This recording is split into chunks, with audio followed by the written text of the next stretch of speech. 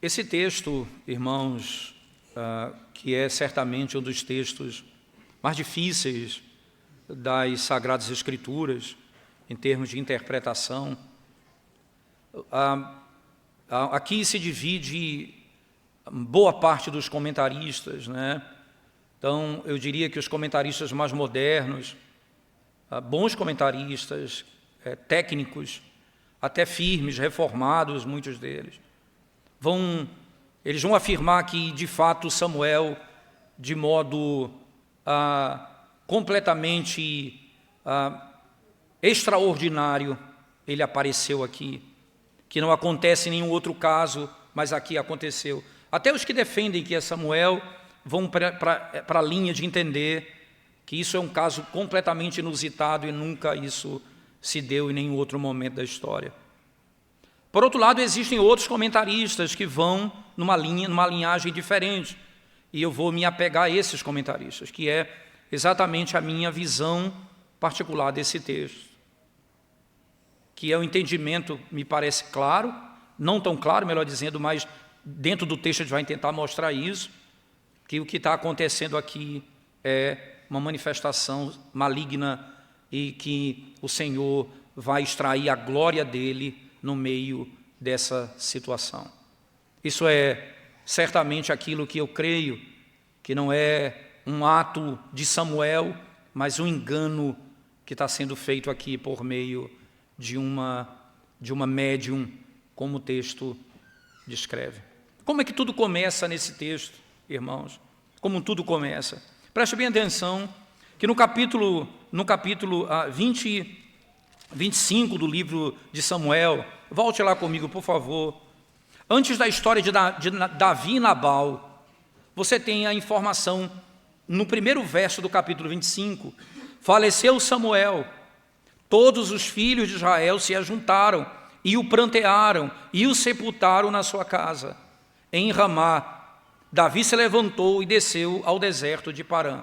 Eu tenho aqui uma informação interessante, que vai ser repetida não por engano, não por um descuido do narrador, mas um marcador importante no texto. No capítulo 28, no verso 3, o texto que nós acabamos de ler, começa assim: já Samuel era morto, e todo Israel o tinha chorado, e o tinha sepultado em Ramá, que era a sua cidade. Você percebe que a mesma informação é dada no início dessa história terrível de Davi com Nabal, e a mesma informação é dada no início dessa história terrível do próprio Saul, que é o fim da sua história, onde termina a sua história. E por que é tão importante isso, irmãos? Você vai perceber que no capítulo 25 e 26, Deus não fala com Davi, não há uma expressão direta da parte de Davi, e começa com uma declaração, e a declaração é simples, a declaração é: Samuel morreu, isto é, o profeta de Israel havia morrido. E agora como é que ele sobrevive no meio de toda essa angústia que ele vai viver? Perseguição, ele vai tomar decisões terríveis, ele vai para os filisteus, ele vai praticar coisas que são contrárias à vontade de Deus. Davi vai descer, ele vai ser protegido até mesmo por Abigail de não cometer um massacre por um instinto de aparente justiça. Ele ia matar todos os homens de uma cidade e Abigail vai protegê-lo. Ora, você tem uma história de um momento em que a palavra de Deus ela some, no certo sentido do texto, e você tem atitudes de Davi que são estranhas, pecaminosas. E você tem, por outro lado, a informação de que o profeta não estava mais, ele havia morrido. E você tem a prática de Saul, que é terrível, maligna. E aí você vai perceber uma coisa muito importante, irmãos. A intenção me parece, a intenção do narrador aqui é mostrar a diferença do silêncio de Deus diante de um crente. Foi essa a pregação nossa domingo passado. Foi exatamente isso que falamos. O silêncio de Deus na vida de um crente e o silêncio de Deus na vida de um ímpio. Você vai perceber, pior, irmãos, do que Davi ter atravessado os limites de Israel, de ter adentrado o caminho dos filisteus e praticado coisas contrárias à lei de Deus. Pior do que isso é você imaginar que Deus não fala mais com você. Que Deus não fala mais com você. Você o abandonou tanto, você o rejeitou tanto, que agora Ele te rejeitou. Ele não fala mais contigo.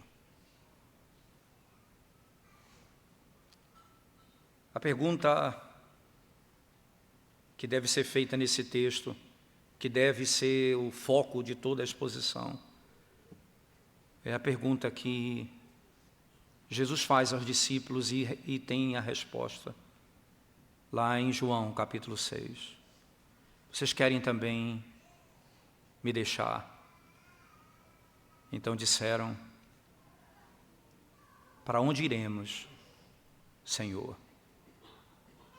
Para onde nós iremos? O caminho que vai ser traçado aqui é a resposta do estado da alma do próprio Saul. E aí você pode já fazer uma implicação direta. Coloque a coisa na perspectiva que você vive. Você pode hoje estar sofrendo por muitas razões. Uma enfermidade. Você pode estar sofrendo hoje porque perdeu o seu emprego, porque aquilo que você tanto deseja não veio. Você pode estar sofrendo hoje pela perseguição no seu trabalho, mas nenhum sofrimento se compara a esse. Deus não fala mais comigo. Eu não tenho mais a quem recorrer. Porque se você está sofrendo, o que você estiver sofrendo, e Deus fala com você, você tem tudo. Mas se Deus silenciou, perdeu completamente se foi completamente a tua esperança. Esse texto, ele nos leva a ter que caminhar um pouco mais atrás, porque a complexidade dele não basta apenas analisar o próprio texto, é preciso analisar um pouco antes. Então, por exemplo, vamos para a história, irmãos, que é descrita ali no início, em 1 Samuel, no capítulo 15. Por favor. 1 Samuel, capítulo 15. Porque é isso que vai ser citado no texto por aquilo que é descrito no texto como Samuel, de que ele não matou os amalequitas como Deus havia ordenado. E então eu preciso voltar lá para entender essa história. 1 Samuel, no capítulo 15. Preste atenção, irmãos, no verso 35, primeiramente. 1 Samuel 15, verso 35. Nunca mais viu Samuel a Saul até o dia da sua morte. Nunca mais viu Samuel a Saul até o dia da sua morte. Porém, tinha pena de Saul. O Senhor se arrependeu de haver constituído Saul rei sobre Israel. Você vai ainda perceber, irmãos, que o Senhor vai falar com ele. Preste atenção, 1 Samuel, no capítulo 19, abra sua Bíblia comigo, capítulo 19, 1 Samuel, capítulo 19, verso 18. 19, 18 diz assim: assim Davi fugiu e escapou e veio a Samuel a Ramá e lhe contou tudo quanto Saul lhe fizera. E se retiraram ele e Samuel e ficaram na casa dos profetas. Agora veja o verso 22 do mesmo capítulo. Então foi também ele mesmo a Ramá e chegando ao poço grande que estava em seco, perguntou: onde estão Samuel e Davi? Responderam-lhes: eis que estão na casa dos profetas em Ramá. Aí veja o 24, também ele despiu a sua túnica e profetizou diante de Samuel, e sem ela esteve deitado em terra todo aquele dia e toda aquela noite, pelo que se diz, está também Saul entre os profetas. Perceba que o próprio Deus vai falar com ele com um juízo. Ele vai ser humilhado. Ele se torna um profeta porque ele foi para atacar Davi e Samuel, e naquele contexto o Espírito do Senhor vem sobre ele e ele passa a profetizar e vira uma chacota no meio deles. Está também Saul entre os profetas? Era um homem que Deus não falava com ele, porque quando Deus ordenou por meio de Samuel a sua palavra, ele não deu ouvidos ao Senhor. Se você voltar comigo no capítulo 15, por favor, mais uma vez, preste atenção, irmãos. 1 Samuel capítulo 15, a partir do versículo 13, ele diz assim: veio, pois, Samuel a Saul, e este lhe disse: bendito sejas tu do Senhor, executei as palavras do Senhor. Então disse Samuel: que balido, pois, de ovelhas é este nos meus ouvidos, e o mugido de bois que ouço? Respondeu-lhe Saul: de Ameleque os trouxeram, porque o povo poupou o melhor das ovelhas e dos bois para os sacrificar ao Senhor, teu Deus. O resto, porém, destruímos totalmente.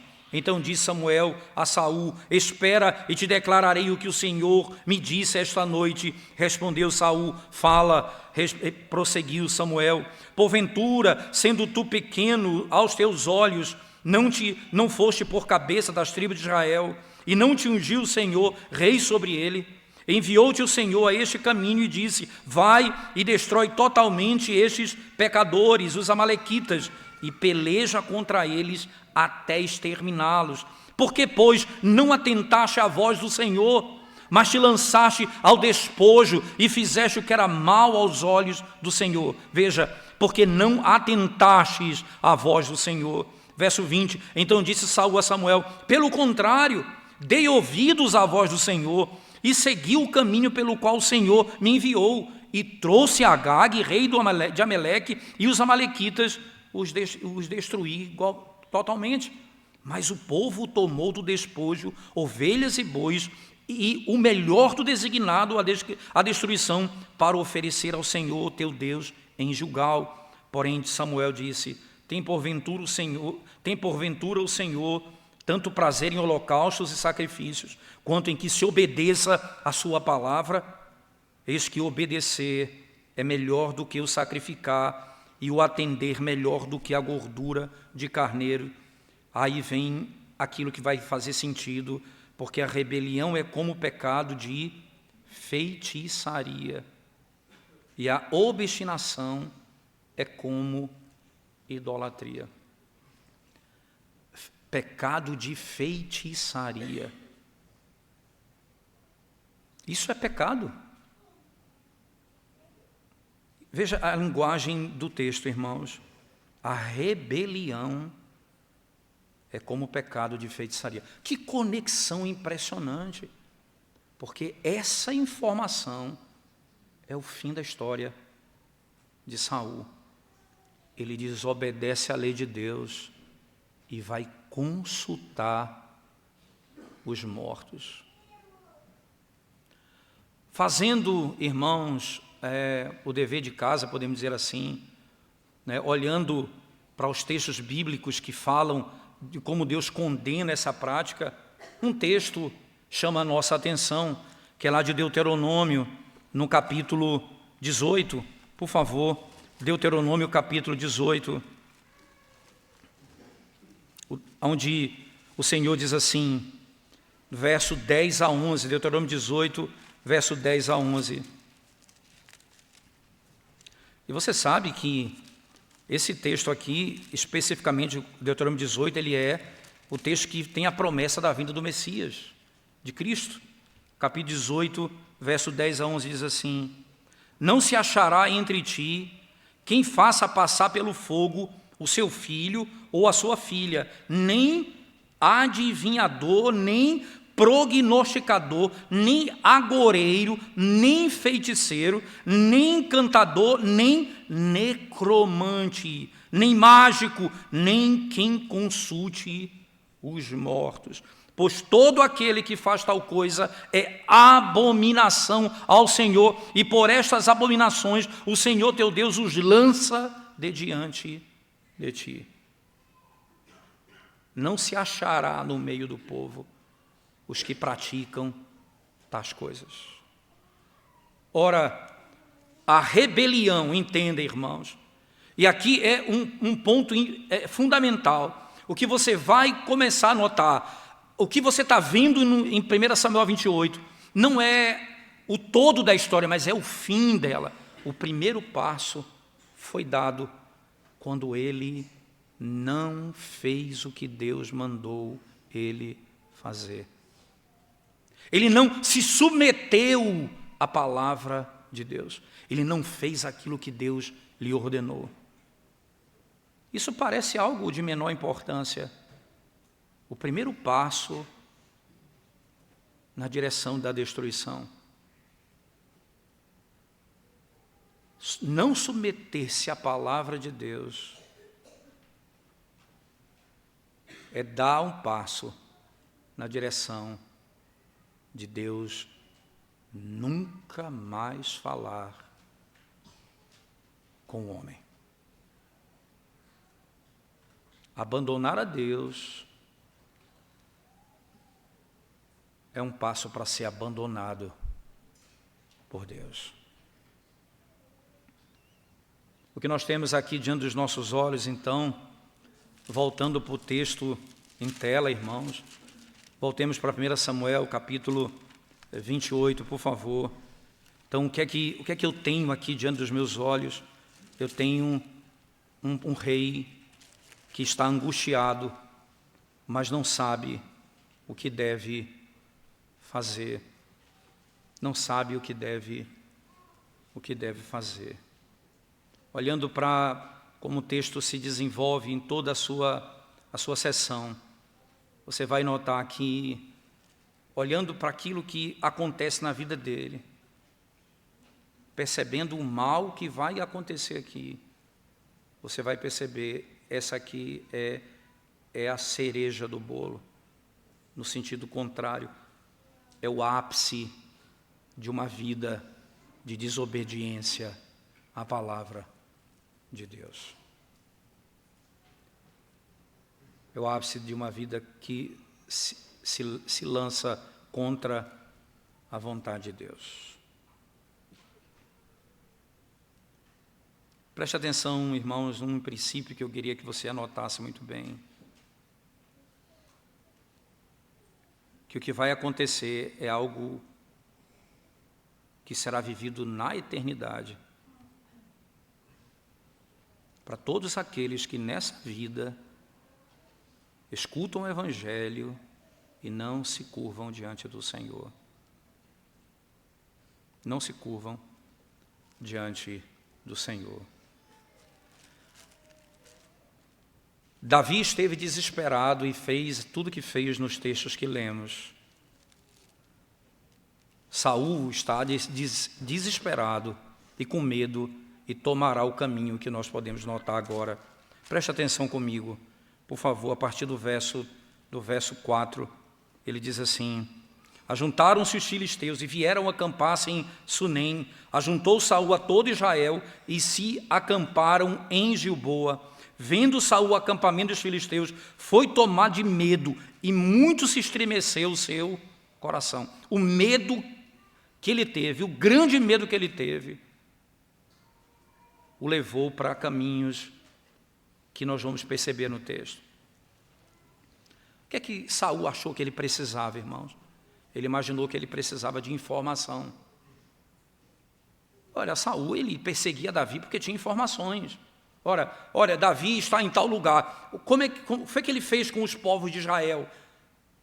aonde Davi chegava, eles entregavam Davi a Saul. Olha, ele está aqui na nossa terra, ele está aqui no nosso meio. Ele tinha informações, agora ele queria ter informações da parte de Deus, o que ia acontecer e como ele deveria lidar com aquela situação. Ele queria informação.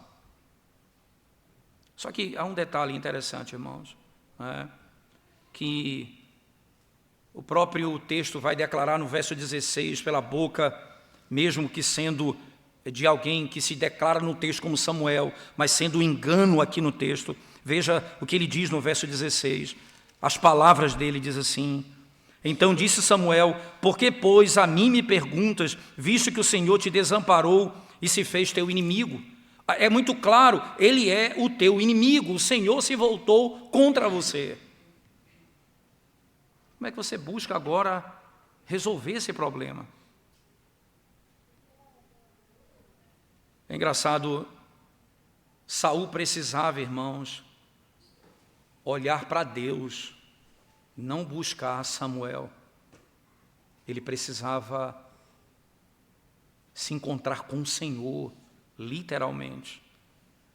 Ele precisava, e isso é interessante, ele não precisava de informação, mas ele precisava de comunhão. Ele não precisava se preparar para a batalha, mas ele precisava recuperar a presença de Deus. Um comentarista diz, ele queria mais os resultados do favor de Deus do que o favor de Deus. Ele queria o resultado disso mais do que o próprio favor de Deus. Como eu vou enfrentar os inimigos? Alguns irmãos se colocando aqui, vamos chamar assim, no lugar de Saul, se coloca no lugar dele. Quantas vezes a gente toma uma decisão na vida porque a gente já orou, buscou ao Senhor, não conseguiu entender o que tem de fazer e tomou decisão baseado nos nossos próprios interesses. Algumas vezes o Senhor vai nos deixar nas nossas aflições por muito tempo. E muitas vezes a gente vai dizer, o Senhor me deixou, o Senhor me abandonou. E a Bíblia reconhece, irmãos, que em tais condições, você pode passar por esse tipo de pensamento e de angústia. São muitas vezes, os salmistas declaram isso, quando eles estão diante de um tempo muito longo da aparente ausência de Deus. Muitas vezes isso vai acontecer conosco. Lembre-se que Saul foi rejeitado por Deus. E nós temos o sentimento, às vezes, que fomos rejeitados por Deus. São coisas bem diferentes. Saul literalmente foi rejeitado pelo próprio Deus. Deus não falava mais com ele. Isso é tão comum na Escritura, pensar no tempo do sofrimento. Por exemplo, no livro do Salmo de número 13, verso 1. Preste atenção no salmista, irmãos, e veja como essa é uma linguagem comum nos salmos. Salmo 13, 1 diz assim: até quando, Senhor, esquecer-te-ás de mim para sempre? Até quando ocultarás de mim o rosto? Até quando, Senhor? Veja o verso 3: atenta para mim, responde-me, Senhor, Deus meu, ilumina-me os olhos, para que eu não durma o sono da morte. Para que eu não durma o sono da morte. Eu tenho literalmente aqui uma angústia no salmista dizendo, até quando o Senhor vai se esquecer de mim? Lembre-se que esse é um sentimento, mas qual é a diferença entre Saul e um crente? Saul, irmãos, ele não vai buscar a Deus, ele quer informação, não comunhão, ele não ora a Deus. Ele não busca a Deus. Esse aqui se coloca diante de Deus. Até quando o Senhor? Ele se dirige ao Senhor. Ele se dirige a Deus dizendo: Senhor, até quando viverei assim? Até quando a minha alma passará dessa forma? Até quando? Há uma expectativa na vinda e na bênção do Senhor sobre nós. Saul não buscava isso. A única coisa que ele queria era informação. Era o resultado disso.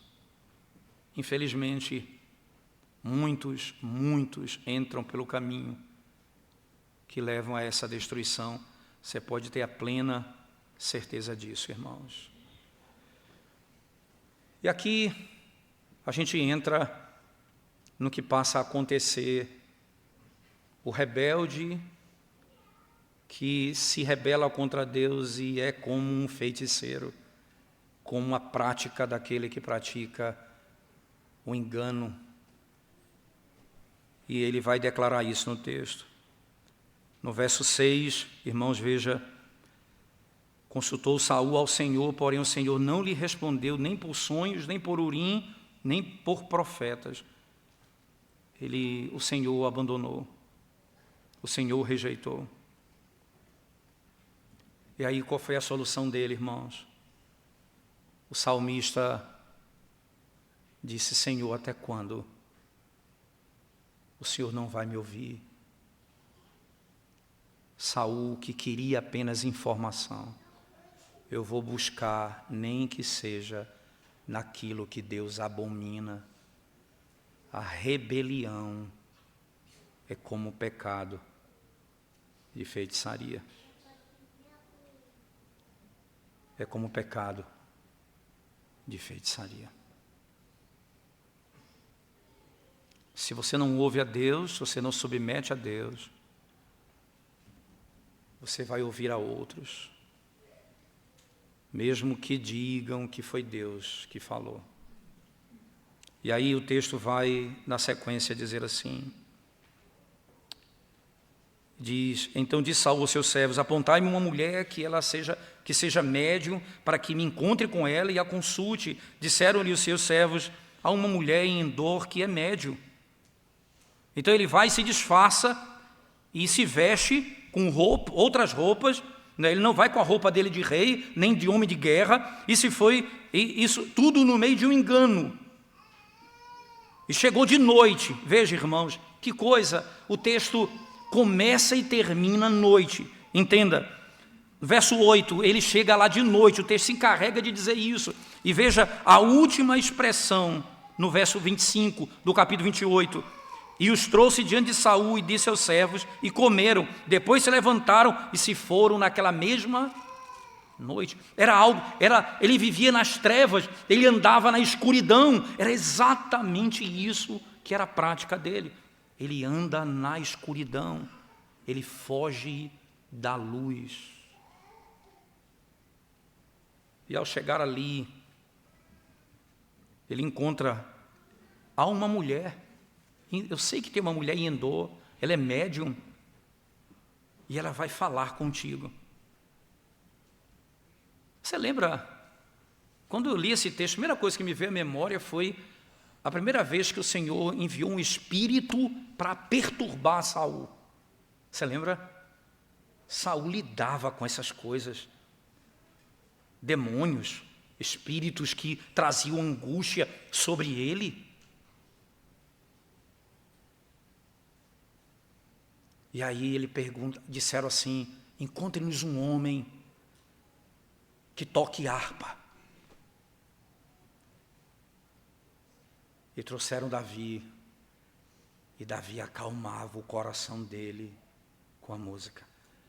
Encontre agora uma mulher, encontre uma mulher que me ajude a saber o meu futuro e o que vai acontecer. Esse momento, logo eles dizem: eu sei, eu conheço uma mulher em tal lugar, em Endor, ela é médium e ela vai lhe ajudar. E quando chega, veja o que acontece no verso 9, ela vai dizer: olha, Sabe o que Saul fez? Saul eliminou da terra os médios e adivinhos, porque pôs-me armas ciladas à minha vida para me matar. Isso significa dizer, irmãos, que ele atravessou também Israel. Isso era uma prática em Israel, isso era fora de Israel. Endor era no limite de Israel. Não era dentro de Israel, porque eles foram eliminados de dentro de Israel. E ele vai buscar aquilo que Deus abomina, literalmente. E ao chegar lá, ele se encontra com essa mulher. E ela teme que uma cilada tenha sido armada. Ela sabe que ele é um judeu e que ele poderia estar armando uma cilada contra ela. E então ele vai e usa o nome de Deus. Ele assegura no poder que ainda lhe resta de rei. E diz assim: Saul lhe jurou pelo Senhor, dizendo: tão certo como vive o Senhor, nenhum castigo te sobrevirá por isso. Ele vai e protege essa mulher nessa prática. E ela pergunta: quem vai subir? Respondeu ele: faze-me subir, Samuel. Que imagem terrível numa noite, irmãos. O Senhor, que é o Senhor que fala a sua palavra, declara a sua vontade aos homens. Agora, aquele rebelde quer ouvir a Deus por meio de uma médium na noite. Deus não falava mais com ele, mas ele acreditou que Deus poderia falar com ele por meio de Samuel, se ele viesse dentre os mortos. E aqui temos alguns pontos interessantes, irmãos. Vendo a mulher Samuel, o texto declara abertamente isso. Vendo a mulher Samuel, gritou em alta voz, e a mulher disse a Saul: por que me enganaste, pois tu mesmo és Saul? E ela reconheceu Saul. E a aparência dele ainda vai ficar mais intrigante no texto. O rei vai perguntar lá no verso 13: não temas, que vês? Ele pergunta: o que você está vendo? Então a mulher respondeu a Saul: vejo um Deus que sobe da terra. Veja que coisa estranha, um Deus que sobe da terra. Perguntou ele: como é a sua figura? Respondeu ela: vem subindo um ancião, está envolto numa capa. Entendendo Saul que era Samuel, inclinou-se com o rosto em terra e se prostrou. Esse termo aqui é de fato intrigante. A palavra usada aqui para que ele se inclina e se prostra é a mesma palavra para adoração. Não muda nada. William Perkins, comentando esse texto, que ele tem um livro escrito só sobre esse assunto, não é? A prática de bruxarias, não é? E ele vai mostrar isso como a Bíblia condena isso com muita clareza. E nesse caso, ele vai dizer isso. Ele o adora, ele se curva diante dele, ele se prostra diante dele. Então imagine, irmãos, as seguintes palavras, preste atenção. O narrador, ele passa a descrever Samuel. Veja, e aqui é onde a maioria dos estudiosos vão dizer que era Samuel, porque no verso 15 diz: Samuel disse a Saul. Verso 16, então disse Samuel. Então, o que ele está dizendo? Samuel foi quem falou aqui no texto. Então vamos pensar no seguinte, não é? Imagina que, por exemplo, o Senhor diz assim, nós lemos hoje no segundo mandamento, ou melhor, no primeiro mandamento da lei de Deus: não terás outros deuses diante de mim, não terás outros deuses diante de mim. A pergunta é: existem outros deuses além de Deus? Não. E por que Deus chama de Deus? Por que a palavra de Deus chama de Deus, se não existe outro além de Deus? Ou deuses? Porque essa é a maneira como os homens entendem os ídolos, ou aquilo que eles amam nessa vida. A descrição não é aquilo que ele é aquilo que o homem vê e entende. O que o texto está dizendo aqui não é necessariamente Samuel, mas aquilo que eles entenderam ser. E ele passa a descrevê-lo dessa maneira no texto. As palavras de William Perkins, irmãos, elas são preciosas aqui, eu diria, não é? Eu diria que elas têm aqui um papel, eu diria, mais importante para mim do que qualquer argumento que eu encontrei em todo canto, né? Ele diz assim: como é que ele acertou as profecias? Como foi que ele disse as coisas que aconteceram e aquilo que ia acontecer? Como foi que ele teve poder para isso? Então William Perkins vai dizer assim, não é? Não há nada dito ou feito aqui nesse texto que o maligno não pudesse fazer. Pois quando o Senhor usa o maligno como seu instrumento para fazer com que algumas coisas aconteçam, ele faz isso diante do fato de ele ter revelado isso a ele. E aquilo que o maligno aprendeu acerca de Deus, ele pode falar. A verdade, diz ele, a verdade é que Satanás foi apontado por Deus para trabalhar a destruição de Saul. E ele fez conhecido a ele aquilo que iria acontecer com o próprio Saul e sua casa. Ele usa o próprio Satanás, diz William Perkins, para revelar a destruição do próprio Saul. Ele foi buscar a Deus naquilo que era abominação aos olhos de Deus. A Bíblia diz assim, irmãos,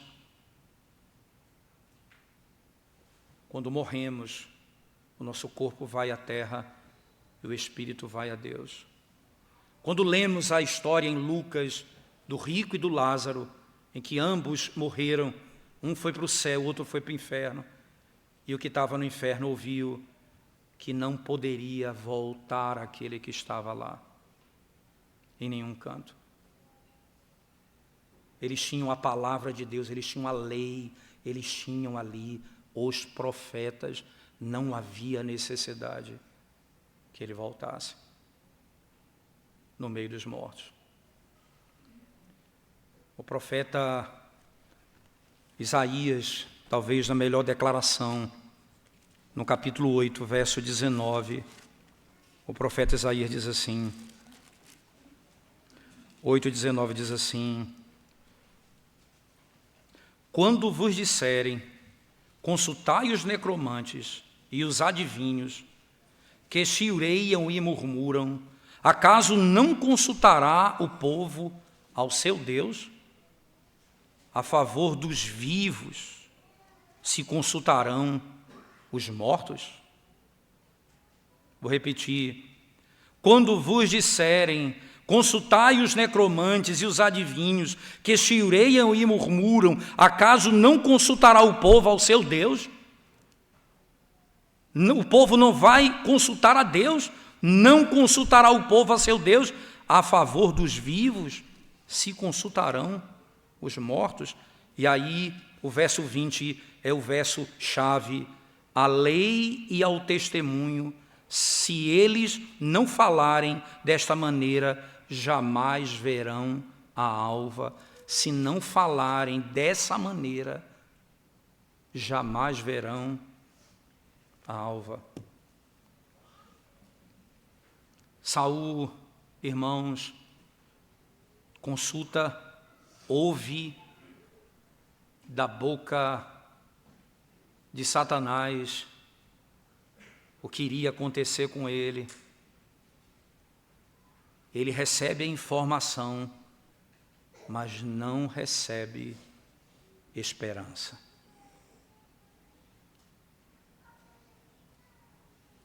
A verdade também é dita por Satanás. Satanás disse ao Senhor Jesus Cristo: está escrito. Está escrito. Mas toda a verdade que sai da boca de Satanás não tem intenção de trazer glória a Deus e salvação à sua igreja. Aqui, nesse caso, em particular, era o juízo final sobre Saul. Ao ouvir aquilo que ele não gostaria de ouvir, que Deus já havia rejeitado e que ele já sabia disso, e a razão pela qual Deus não falava mais com ele estava muito clara, e que o Senhor iria entregar Israel nas mãos dos filisteus, ele e os seus filhos morreriam, no verso 19. O que é que acontece com Saul quando escuta? Ele cai estendido por terra e foi tomado de grande medo mais uma vez.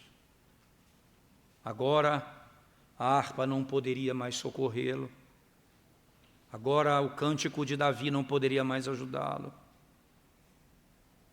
Agora Deus o entregou à sua própria sorte.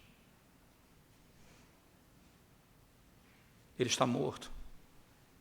Antes de morrer, a sua alma é tomada de medo. O que acontece na sequência, irmãos, é que o texto diz que lhe faltavam forças, porque por aquilo que foi dito a ele, segundo o texto, palavras de Samuel, porque não comera pão todo aquele dia, toda aquela noite, ele estava totalmente angustiado com aquilo, e ele queria ouvir alguma palavra de conforto. Era a única coisa que ele queria. Mas ele não ouviu, ele ouviu a própria ruína dele. Naquele contexto, essa médium se aproxima dele e vai confortá-lo. Vê que coisa interessante. Quem vai confortá-la é a própria médium. Veja o texto. Aproximou-se de Saul a mulher e, vendo-o assaz perturbado, disse-lhe: eis aqui a tua serva. Eis que a tua serva deu ouvidos à tua voz, e arriscando a minha vida, atendi às palavras que me falaste. Agora, pois, ouve também tu as palavras da tua serva, e permite que eu ponha um bocado de pão diante de ti. Come, para que tenhas força e te ponhas a caminho. Ele recusou e disse: não comerei. Mas seus servos e a mulher o constrangeram, e atendeu. Levantou-se do chão e se assentou no leito. Ela tinha em casa um bezerro cevado, apressou-se, matou, e tomando farinha, o amassou e a cozeu em bolos asmos. Ele vai comer junto com ela a última refeição. A comunhão entre eles, assentados e comendo um bezerro que foi morto.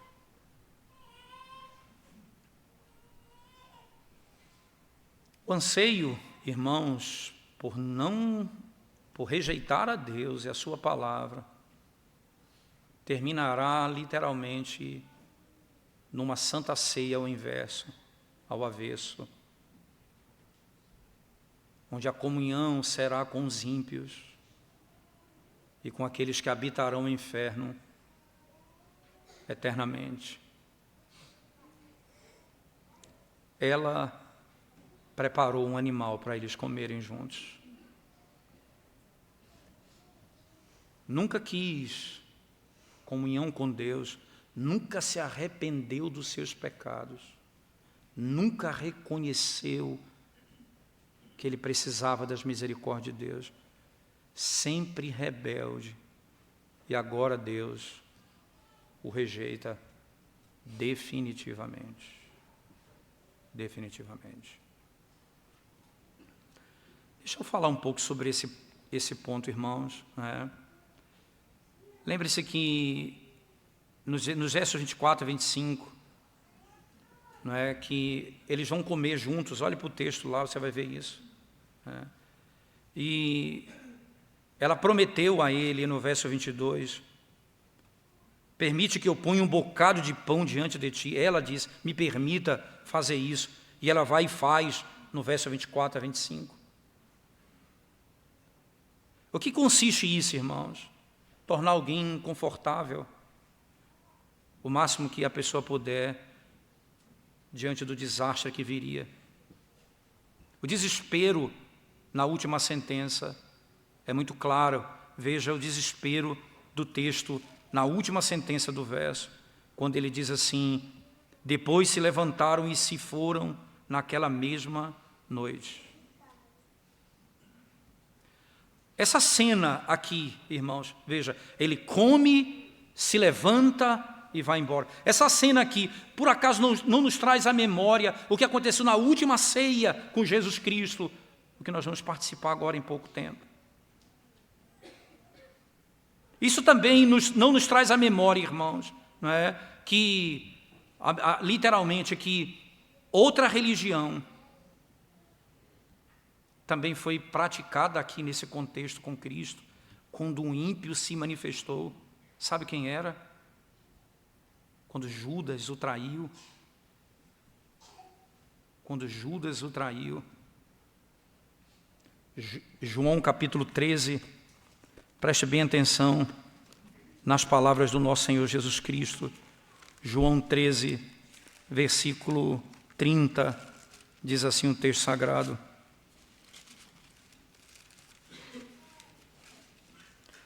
ele, tendo recebido o bocado, saiu logo, e era noite. As palavras da mulher, eu vou colocar um bocado, irmãos. Verso 29 diz: pois como Judas era quem trazia a bolsa, pensaram alguns que Jesus lhe dissera: compra o que precisamos para a festa, ou lhe ordenara que desse alguma coisa aos pobres. Ele, tendo recebido o bocado, saiu logo, e era noite. Lembre dessa cena, irmãos. E Judas saiu. Era noite. Estava chegando as trevas. Como é que eu e você poderemos suportar, no meio dessa vida em que vivemos, um tempo em que parece que Deus nos abandonou? Qual é a única possibilidade para a nossa vida? O que é que nos diferencia de Saul e de Judas, irmãos? Em Marcos, no capítulo 15, preciso que você mantenha esse texto aberto, por favor. Evangelho de Marcos, no capítulo 15. Preste atenção nas palavras do Senhor, irmãos. Evangelho de Marcos, capítulo 15. O texto diz assim, verso 33 e 34.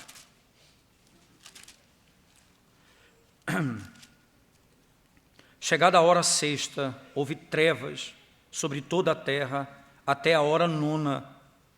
A hora nona clamou Jesus em alta voz: Eloi, Eloi, lama sabactane, que quer dizer: Deus meu, por que me desamparaste?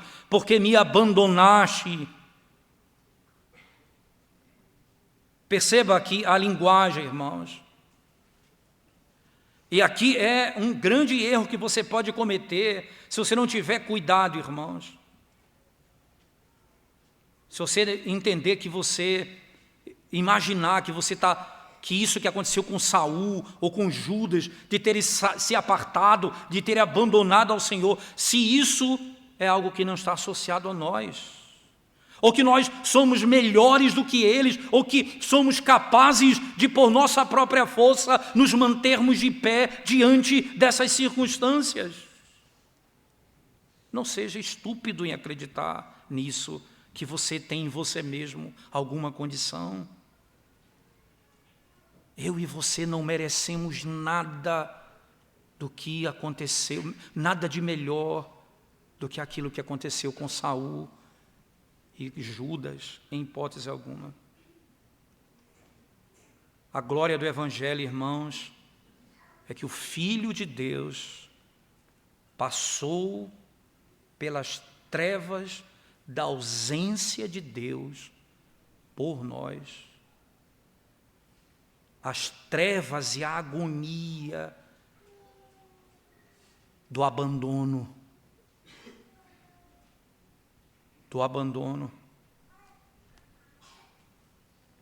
Por nossa causa. Como Marcos descreve no verso 34, Deus meu, porque tu me desamparaste. Porque tu me desamparaste. Deus se apartou de mim. Veja o verso 15, irmãos, usando as palavras do próprio Saul, ele diz, lá no verso 15 do capítulo 28, ele diz: Deus se apartou de mim, Ele não me ouve mais, Ele não me escuta mais, Deus se retirou de mim. Lá na batalha do Gólgota, que não se compara com a dos filisteus, que não se compara com as guerras de Israel, na batalha do Gólgota, Jesus, irmãos, entrou nas trevas para que Ele pudesse trazer a luz. Ele foi sepultado e no amanhecer do primeiro dia, Ele veio para fora. A pergunta que deve ser feita a você é: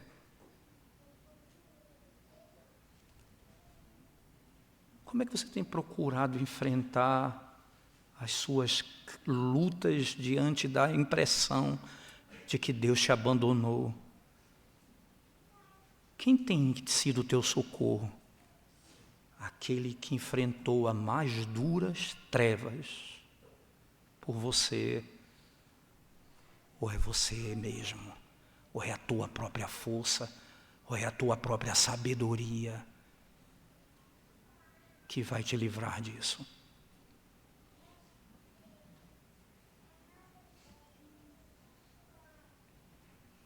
Nós confiamos em Cristo, que ao terceiro dia venceu as trevas.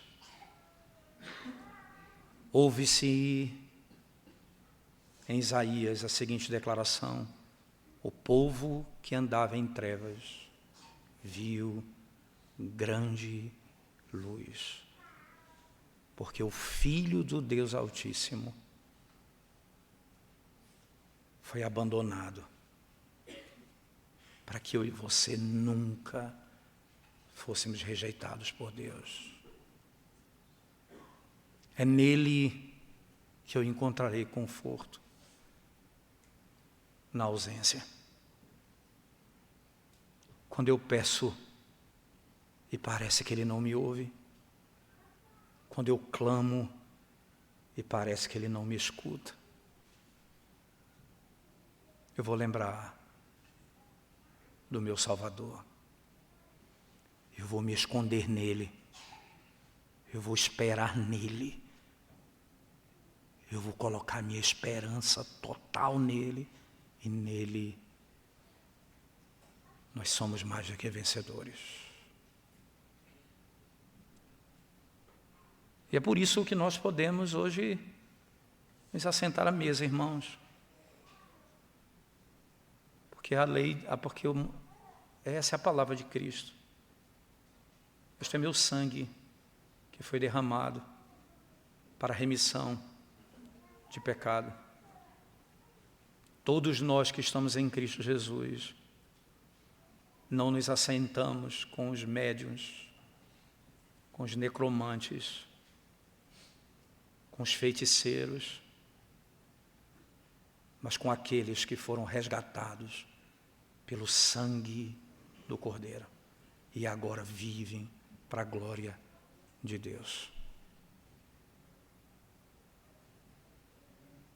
Vamos curvar nossa cabeça e vamos orar ao Senhor nesse momento, irmãos. Senhor bendito, nós te exaltamos porque reconhecemos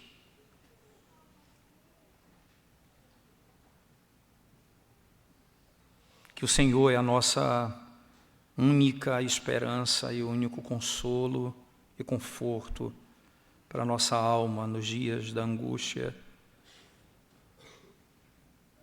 O nosso coração se apega à Tua obra e a nossa esperança repousa somente em Ti, Senhor.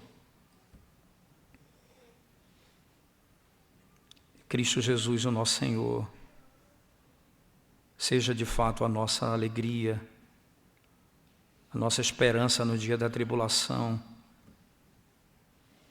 o nosso conforto no dia da nossa dor, e a certeza, Senhor Deus, de que nós subsistiremos, porque o Senhor está conosco, o Senhor nunca nos abandonou. Por isso a Ti rendemos de louvores, porque a Tua misericórdia dura para sempre. Em nome de Jesus nós oramos. Amém, Senhor Deus.